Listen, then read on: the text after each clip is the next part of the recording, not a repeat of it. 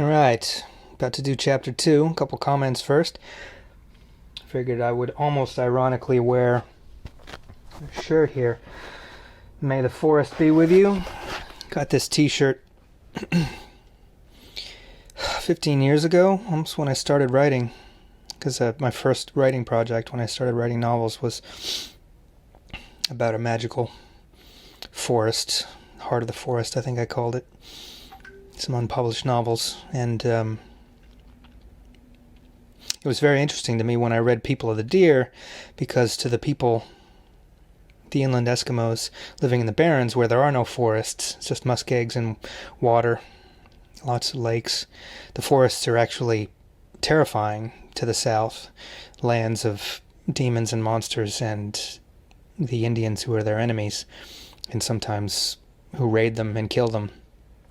So it was fascinating to think of the forest as a bad thing, since it's so traditionally and in sort of liberal natural circles to think of it as the greatest thing.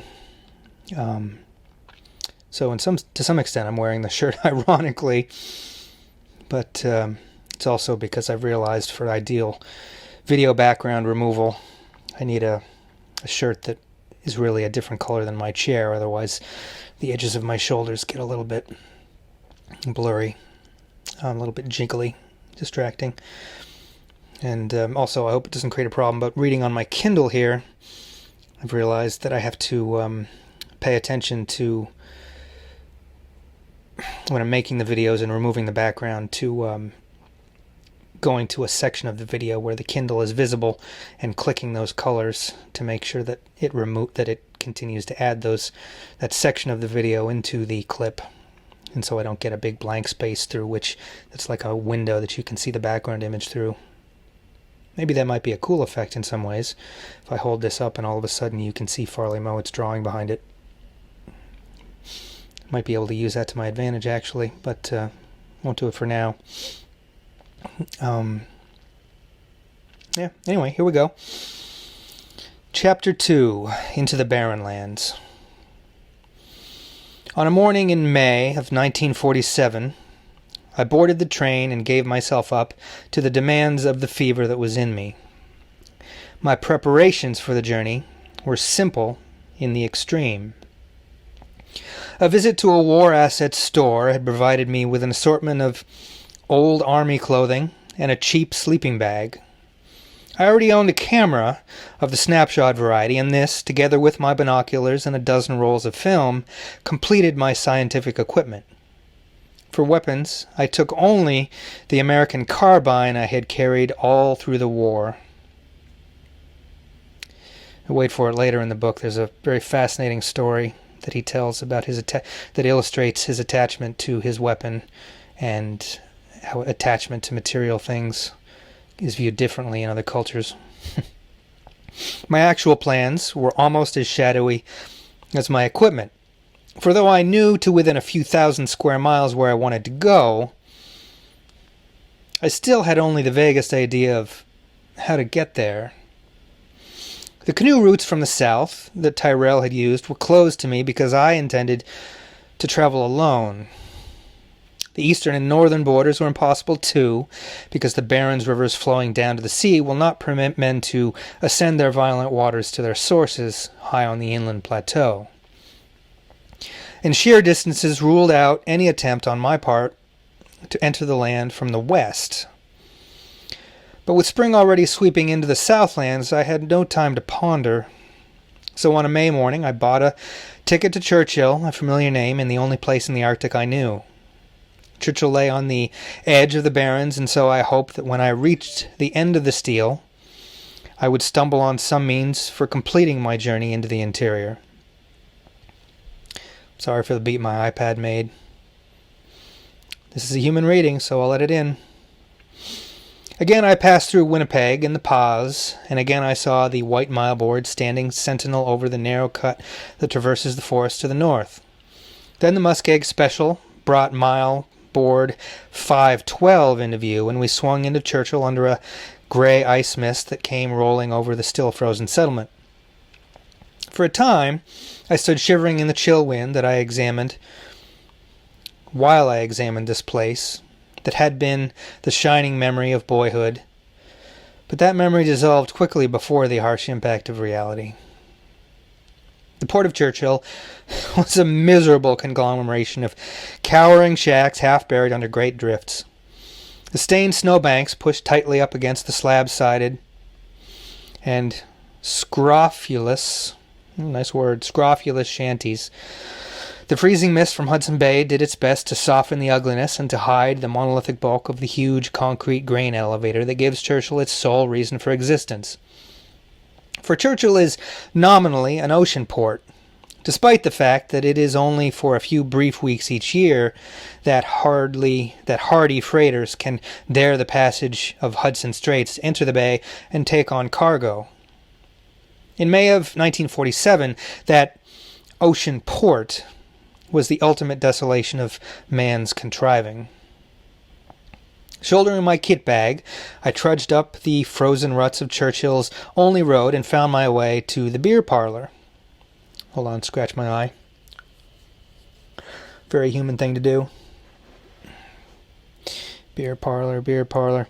In a few minutes I was sitting comfortably close to the stove while a morose bartender brought me a bottle of sad ale.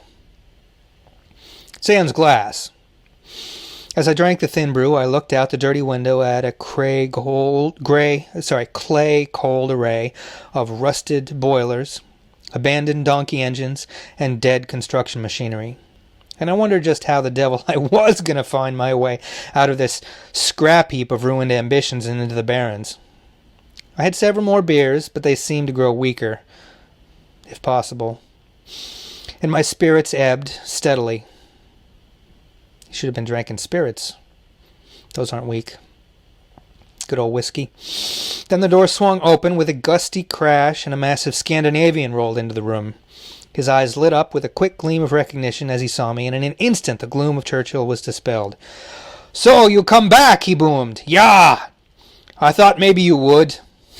This was John Ingebrigtsen, and I had last seen him when, as a boy of 14, I had gone to look at his ship in the harbour at Churchill. Many years earlier, when he had been living at the Pause, the call of John's Norwegian blood became too strong to deny, and so he built a sea-going vessel there in his backyard, 500 miles from the sea. When all 40 feet of the Otto Sverdrup was completed, she was loaded on a flat car and taken north to salt water. Her full tale is a Norse saga that began when John announced that he intended to fish the treacherous bay waters. The scientists told him bluntly that there were no fish to be had in Hudson Bay. But John set his nets anyway, and each week he shipped a fine cargo to the markets in distant Winnipeg.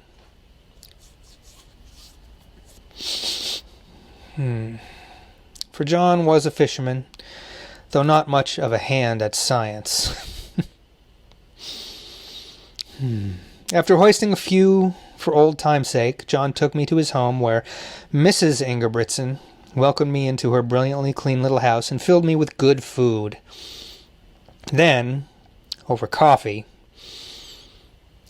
and surrounded by the ebullient offspring of John and his wife, I explained why I had come back to Churchill and where I wanted to go.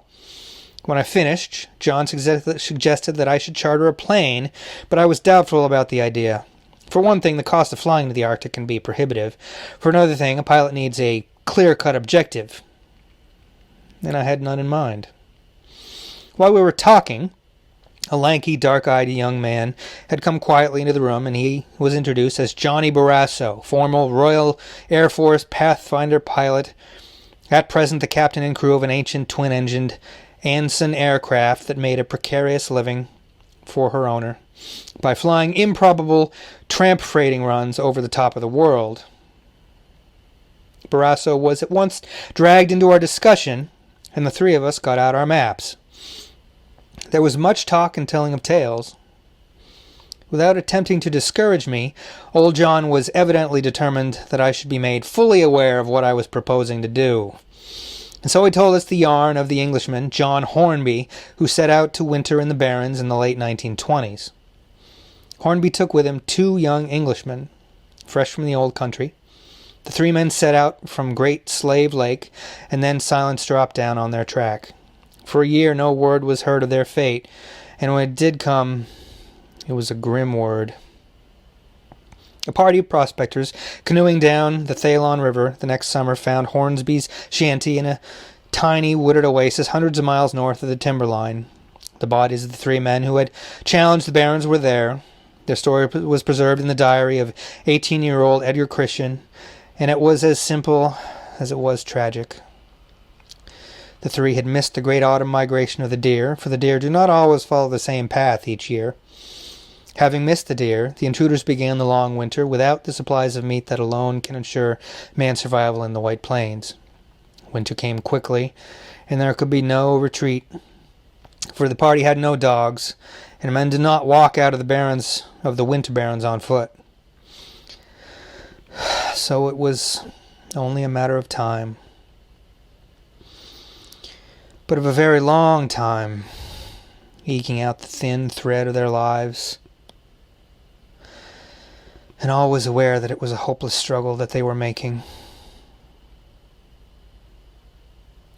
In the end they died, very slowly, and under conditions of great horror. There was a subdued silence when John finished the story. I was thinking about Hornby and trying to quell the doubts which were rising within me when old John began to mutter under his breath. "Dimments," he said. "Dimments and gold cufflinks, tool." Two. Let me try that again. I mistook the exclamation mark for an L. "Dimments," he said. "Dimments and gold cufflinks, too." That's better.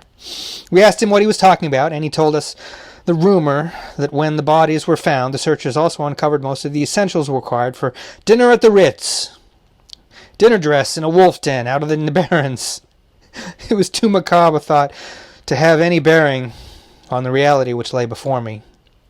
Resolutely I put Hornby out of my mind and went back to the maps. 2.5 minutes left before my 15-minute cutoff. A thought struck me, and I asked John what he knew about the mysterious Eskimos the Tyrell had seen. Surprisingly, John knew quite a lot, though it was all hearsay, of course.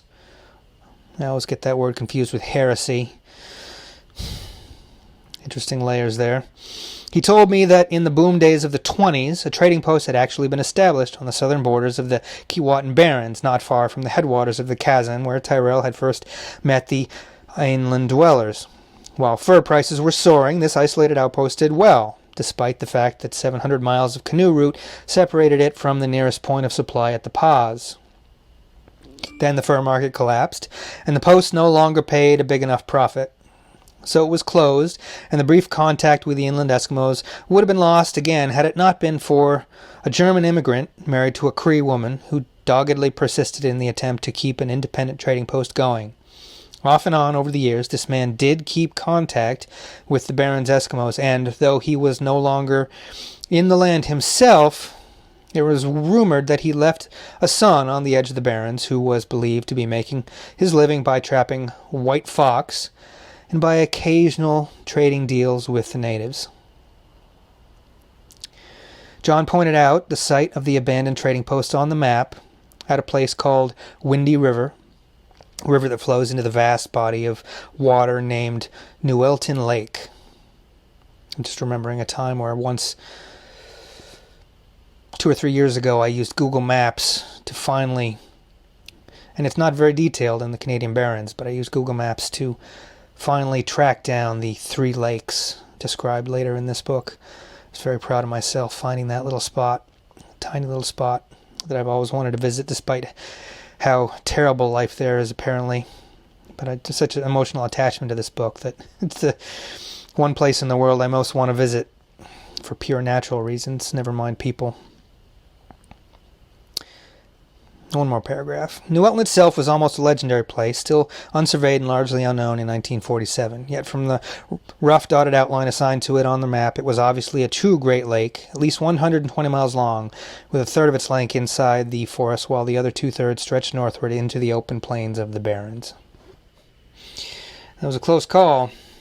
It was only 7 seconds shy of 15 minutes, although just realizing I could use iMovie to trim down any clip to a previous paragraph and bring it in under the 15 minutes if needed.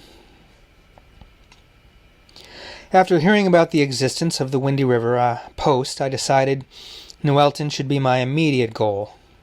If I was lucky, I might find that young half-Indian, half-German youth who was believed to be still living there, and with his aid I might hope to realize my dreams, whereas alone I might only add another unpleasant paragraph to the grim tales that are told of men who have challenged the Barrens and failed. Nuelton, then, was the logical choice, but there remained the slight problem of how to cross the intervening 350 miles of frozen plains to reach it. I looked wistfully at Johnny Barrasso and wondered how much he would charge for such a flight. There didn't seem to be much point in asking, for he had just cancelled a trip to Chesterfield Inlet on the advice of the weathermen who had warned of the imminent approach of the spring thaws. When the spring thaws come to the north, all flying ceases for at least a month, and there are no exceptions. But I had nothing to lose by asking. It's reminding me of the striking scene early in the movie version of Mowat's book, People of the Deer, the early 80s Disney movie where the scientist is dropped off by plane into the late winter so that he can be set up by spring. It's pretty harrowing. "Johnny," I asked, "would you take a chance on a trip to Nuelton tomorrow?" He lifted his eyes from the map and took a long moment to think. Then, "We'll give it a try," he said. He would charge me only $200 for the trip, which was phenomenally cheap for Barrens flying. When it was a full morning the next day, we slogged through the already softening drifts to Landing Lake, where the ensign stood waiting. What had been a lightweight outfit designed for easy travel when I left the south had grown monstrously during my brief stay at Churchill.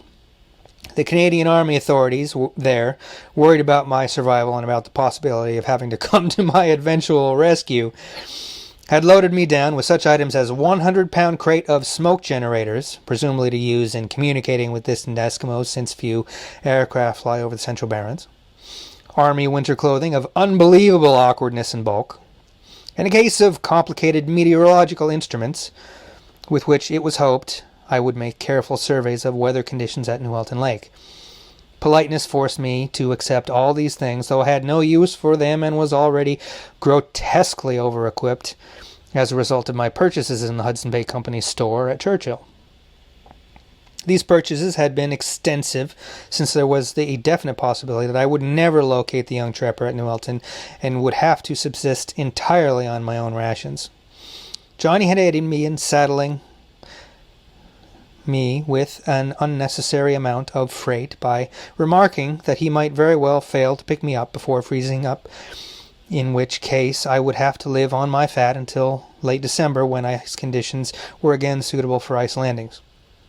In consequence, I had brought 1/4 of a ton of assorted foods, the bulk of which consisted of flour, lard, sugar, tea, baking powder, bacon, and salt pork. In addition, there was a fair leavening of dehydrated fruits and vegetables, plus, and how the old Arctic hands stared when they heard about it, a case of fruit juices. My outfit was further increased by 500 pounds of freight which had been consigned to the young fellow at Nuelton the previous fall, and which had been mouldering in a warehouse awaiting the day when some means of transportation might turn up. With the usual haphazard methods employed in Arctic transport, this was all turned over to me on the chance I could deliver it. The final item that I added to my load was easily the most important. It consisted of 3 gallons of grain alcohol labeled, quote, "for scientific purposes only," unquote, in order to conform with the law. All this gear was stacked aboard the ensign, and after a startled look at the looming bulk of the load, Johnny turned quickly away and started up the engines.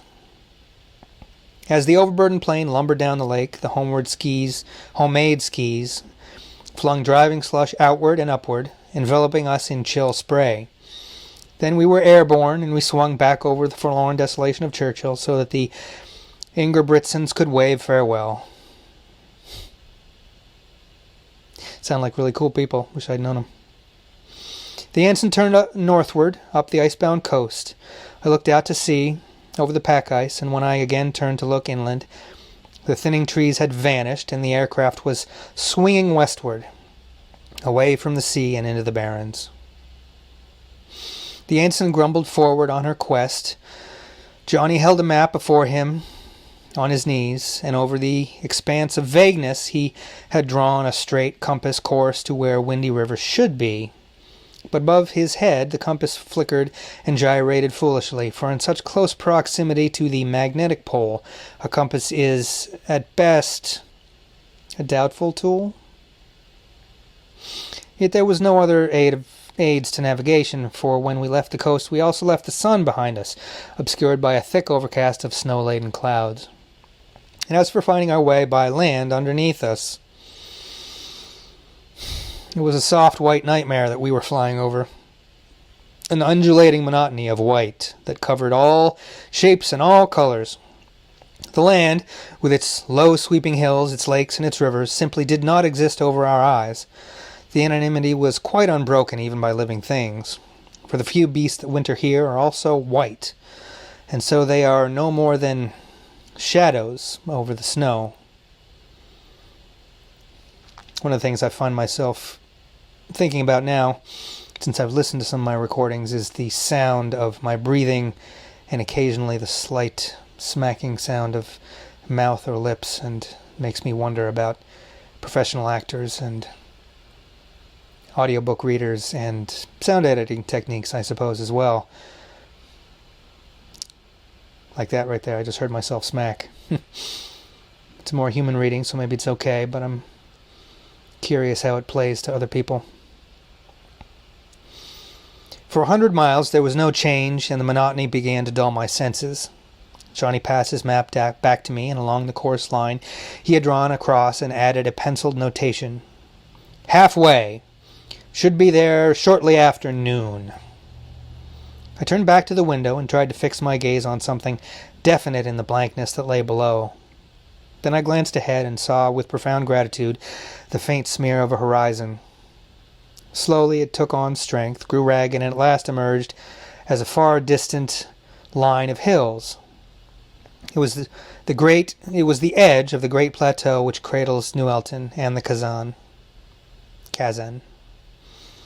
Now the white mantle below us began to grow threadbare. Black spines of massive ridges began to thrust upward through the snow. The undulations of land grew steeper as swells began to lift before a rising storm at sea. Again the map. This time the cross lay over Newelton, but when I looked down, I could see nothing recognizable to tie us to the map. I edged forward to the cockpit. Johnny's face was strained and anxious. In a few minutes he pointed to the flickering needles of the gasoline gauge, which showed that half our gas was gone, and then I felt the aircraft begin to bank. I watched the compass card dance erratically until our course was south, then east, and back toward the sea. Gotta be careful. If I get too into the reading, I might cross that 15-minute mark, and then I'd have to dick around with editing. The limit of our search had been reached, and we had found nothing in that faceless wilderness to show us either where we were or where our target lay. We had overleaped the boundaries of the Barrens, and yet the land had not been caught unaware. It still seemed secure against our invasion. The overcast had been steadily lowering, and as we turned eastward, we were flying at less than 500 feet. At this slim height, we suddenly saw the land gate wide beneath us to expose a great valley walled in by rocky cliffs and snow-free hills. And in that instant I caught a fleeting glimpse of something. "Johnny!" I yelled. "Cabin! Down there!" He wasted no precious gas on a preliminary circuit. The sound of the engines dulled abruptly, and we sank heavily between the valley walls. Before us stood a twisted, shunted little stand of spruce, a river mouth still frozen, and the top foot or so of what was certainly a shanty roof, protruding slyly from the drifts. We jumped stiffly down to the ice and shook hands, for there was no doubt about this being my destination. There was no other standing cabin within 200 miles. I find myself thinking about climate change. It's been 75 years plus since this trip of his. I wonder how different the snows were this past winter. And the also makes me think of the great book The Terror by Dan Simmons. Took place almost exactly at the same time. Fictional recounting of the lost Erebus and Terror British ships built with incredibly strong African wood that tried to find a way through the Northwest Passage but were crushed and lost in the northern winters far north of this. And in reading this book and looking at the maps and thinking of the Terror and looking at those maps, I often find myself thinking of the connections and the winters and the intervening land in between and the differences in the native cultures, because it was straight up ocean Eskimos that were part of the Terror, that book, and the inland Eskimos are very different. Anyway, got 3.5 minutes left, but only the wind met us. There was no sign of life about the cabin. We slipped and stumbled helplessly on the glare ice, and our exhilaration at having found our target against heavy odds was rapidly being diminished by the awareness of the ultimate desolation of this place. Our eyes clung hopefully to the handful of scrawny trees, none of them more than 10 feet high, that thrust their tops out of the snow and to give a ragged welcome. The leaden skies were closing in, and the wind was still rising. There was no time to explore, only time to dump my gear onto the ice. Johnny stood for a long moment in the doorway of the plane, as if he were debating with himself whether to ask me if I had changed my mind. I'm glad that he didn't. I think I should have been tempted beyond my strength. But he only waved his hand and vanished into the fuselage. Then the ensign was bumping wickedly down the bay. The plane vanished with appalling rapidity into the overcast. The gale from the Ghost Hills whipped little eddies of hard snow about me, and I had arrived in the land that I had set my heart upon. But now was no time to soliloquize. I needed shelter, and so I made for the half-hidden cabin. The doorway was snowed in to a depth of several feet, and when I had dug my way through, I found only a log cavern in the drifts, dank and murky and foul-smelling. The damp was the stinking damp of long disuse, and I could trace the smell easily enough to the floor that was buried under the dirt of years and the accumulated refuse of a winter's meals. Against one wall was a massive stove, but it did nothing to cheer me up, for as far as I could see there was no fuel for its great maw. The wind outside and the chill damp inside made the thought of a fire like a dream of a lovely woman, irresistible and quite unattainable. The walls of the cabin were finished in fur, wolf and Arctic fox pelts, all as white as the snows of early winter, were spread over the log walls to dry, and by their simple presence showed that the place was not completely deserted after all. During the next weeks I came to regard them with affection, for they were the link with the unknown man who had brought them in, and who, I sincerely hoped, would come himself before too long.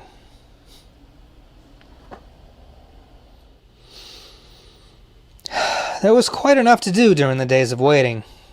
All my gear had to be hauled in from the ice of Windy Bay, and for the balance of the daylight hours I amused myself by wading hip-deep and sometimes shoulder-deep through the jealous drifts that guarded the puny treelets near the camp. 3 hours' hard work would yield only enough green spruce and tamarack twigs to let me build one little cooking fire. But in the process of gathering fuel, I grew as warm as if I had been able to luxuriate before a roaring blaze. So there were compensations in the fuel problem, after all. The storm that had heralded my arrival lasted for 3 full days. But on the fourth day, the weather changed abruptly, and the Arctic Spring exploded in a violent eruption. On June the 1st, the sun shone down upon me with a passion that it hardly knows even in the tropics. And it keeps on shining for 18 hours out of every 24. I climbed a ridge beside the cabin on the second day of spring, and I was awed by what I saw. Thin sheets of water were sliding out from under all the mighty drifts along the shore, and there were already telltale rumblings from under the river ice. I always find this to be a powerful description. Above the ice, a good-sized stream was bawling down upon the bay and spreading a lake above a lake that was soon too deep to wade across. In half a day, the snow had lapped my observation ridge, retreated a dozen feet, leaving the exposed gravel and dead moss to stream away like an overanxious kettle. It was a queer thing to see, and I felt as if I were sitting on the summit of a frozen world that, inexplicably and with an unbelievable swiftness, had decided to collapse and melt away. Every hollow and low-lying spot harbored a freshet that quickened and murmured without pause for rest, even during the brief twilight period that passed for night. The ice began to rot. The shining surfaces turned leaden, dulled, and fractured into countless millions of tiny, separate rods that held upright and together only by their mutual pressure on one another. It was no longer possible to crawl about the drifts in search of wood, for the wet snow refused my weight.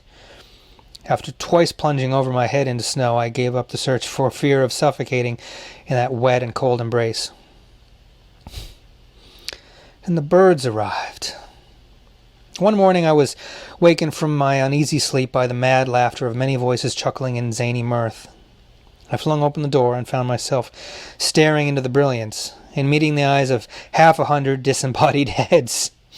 The heads were chicken-like, but stained dull red as if by the lifeblood of their bodies they had been parted from. With something approaching horror, I stared at the weird visitors, and they stared back from maniac little eyes, and laughed until the whole valley rang with sound. I flung a piece of ice at one, and the whole flock suddenly took flight. As they cleared the ground, their trim white bodies that had been invisible against the snow were projected into view, and I knew them for ptarmigan, the partridge of the Arctic. And so my first week drew to its conclusion, and the nature of the land had changed so violently that I could not comprehend the magnitude of the change. I was overwhelmed by the rapidity with which it had come about, and since I had only just begun to get acquainted with the frozen land, I was too confused to make much sense out of the fluid waste that I now found myself marooned upon. Yet there was a familiar quality in the warm, humid air that is the quality of plowed fields in the spring, though magnified 1,000-fold. The sterile, unbreathing land of winter breathed deeply now, and its breath was that of a strong woman in the grip of passion. The restlessness and a great unease kept me from sleep even during the brief interval of dusk, the last remnant of the long winter dark. Loneliness was driven upon me. I, like all things in the land, waited for what we did not know, the awakening, perhaps, of that impalpable entity which is the Barrens. On June 4th, I climbed a long, rocky slope behind the cabin for a glimpse of the lands that lay beyond the camp.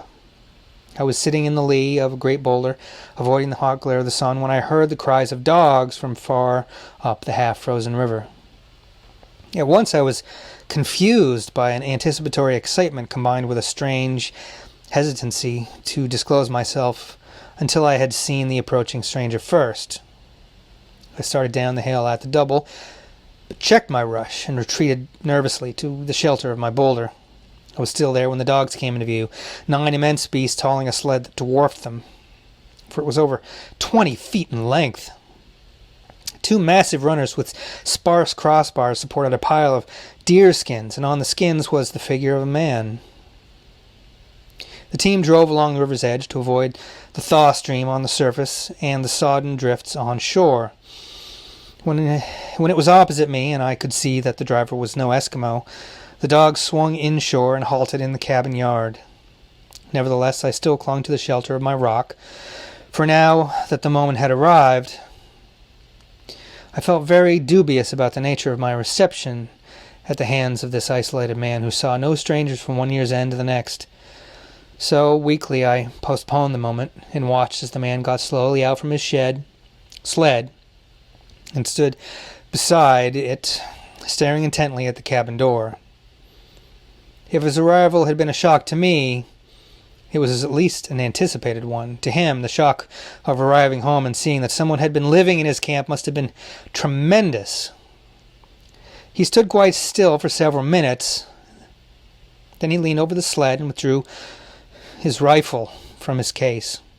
Rifle in hand, he walked forward to where my axe was lying and picked it up, staring at it as if it had been some celestial object fallen from the skies. Long afterwards, he told me how it had been impossible for him to resolve the turmoil in his mind when he arrived home and found this mute evidence of a strange visitor.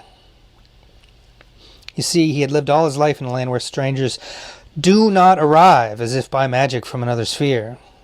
He had looked for tracks of dog teams and had seen none, yet he knew no other way that a man could come to Windy River in wintertime. There are no strangers in that land, unless you count the unseen ones who dwell amongst the rocky hills and are not of humankind. With his rifle in hand and fear in his heart, he opened the cabin door and stepped inside. The litter of my belongings and the strange supplies must have baffled him completely. But he stayed inside, and I chose that time to descend from my hill.